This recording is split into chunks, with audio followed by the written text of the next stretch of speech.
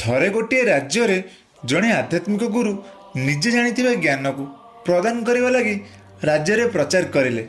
ପ୍ରଚାର କରିବାର ଠିକ୍ ପରଦିନ ଠାରୁ ତାଙ୍କ ଆଶ୍ରମରେ ଛାତ୍ରମାନଙ୍କର ପ୍ରବଳ ମାତ୍ରାରେ ଭିଡ଼ ଲାଗିଲା।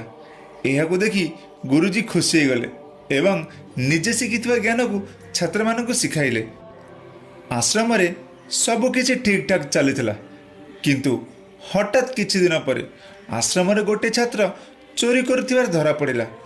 ଏହାକୁ ଦେଖି ଅନ୍ୟ ସବୁ ଛାତ୍ର ଏହି ଘଟଣା ବିଷୟରେ ଗୁରୁଜୀଙ୍କୁ ଜଣାଇଲେ ଏବଂ ନିଜ ନିଜର ମତ ଦେଲେ କି ଗୁରୁଜୀ ଏହି ଛାତ୍ରକୁ ଆଶ୍ରମରୁ ବହିଷ୍କାର କରାଯାଉ।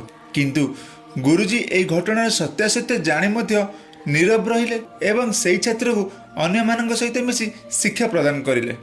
ଏମିତି ପୁଣି କିଛି ଦିନ ବିତିଗଲା। ଆଶ୍ରମରେ ପୁନଃ ସେହି ଛାତ୍ର ଚୋରି କରୁଥିବାର ଧରାପଡ଼ିଲା। ଏଥର ମଧ୍ୟ ସମସ୍ତ ଛାତ୍ର ଏକତ୍ରିତ ହୋଇ ଏହିସବୁ ଘଟଣା ଗୁରୁଜୀଙ୍କୁ ଜଣାଇଲେ।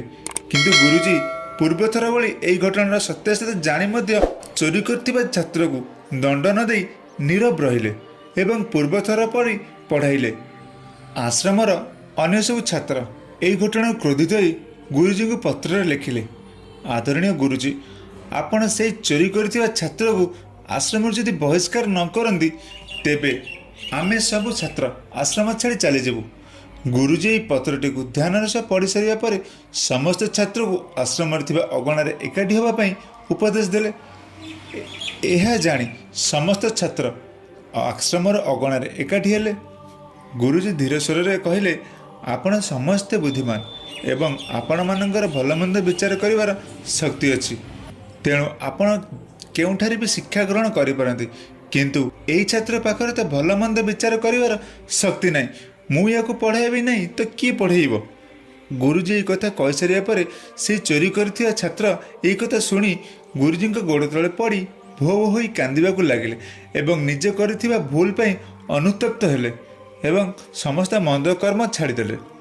ସାଙ୍ଗମାନେ, କାହାଣୀଟି ବହୁତ ଛୋଟ, କିନ୍ତୁ ସାରାଂଶ ଏହା ଆମକୁ ଶିଖାଏ କି ଯଦି ଭବିଷ୍ୟତରେ ଆମକୁ କାହାକୁ ଦଣ୍ଡ ଦେବାକୁ ପଡ଼େ ତାହେଲେ ଆମ ଦଣ୍ଡ ଠିକ୍ ଏହି କାହାଣୀ ପରି ହେବା ଦରକାର, ଯାହାଦ୍ୱାରା ଭୁଲ କରିଥିବା ଲୋକ ନିଜର ଭୁଲ ପାଇଁ ଅନୁତପ୍ତ ହେବ ଏବଂ ସବୁ ମନ୍ଦ କର୍ମ ଛାଡ଼ିଦେବ।